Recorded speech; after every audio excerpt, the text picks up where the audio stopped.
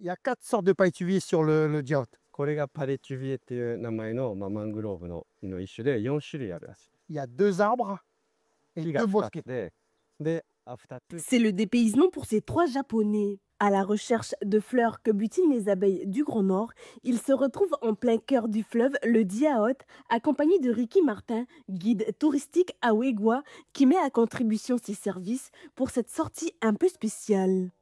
C'est au plus grand salon agroalimentaire d'Asie, le Foodex Japon 2025, qui s'est déroulé en mars dernier, que ces trois importateurs japonais sont tombés amoureux des produits calédoniens et notamment du miel apporté par Taishi, cet exportateur franco-japonais qui vit au pays.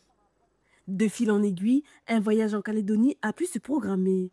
C'est très important de faire venir l'importateur et les revendeurs japonais en Nouvelle-Calédonie parce que ce que moi j'ai envie de faire, ce n'est pas d'exporter un produit en tant que voici mon miel ou le miel de la Nouvelle-Calédonie. Je voudrais exporter le sentiment des apiculteurs, des artisans, des produits des artisans calédoniens, leurs émotions vers le Japon.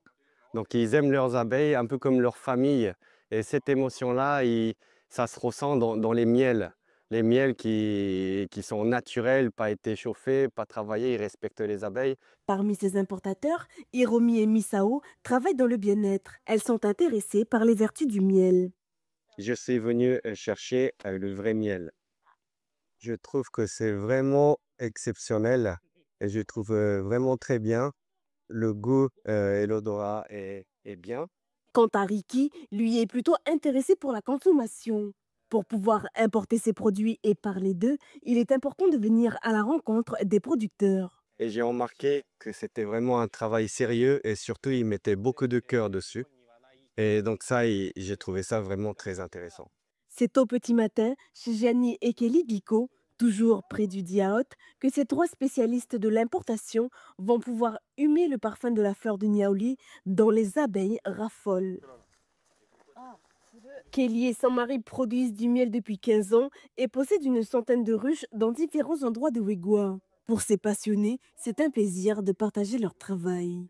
Là, on est content, comme ça on montre un peu ce qu'on fait aux gens. Ouais. Ouais, on aime bien, on les voir travailler dedans. Ouais.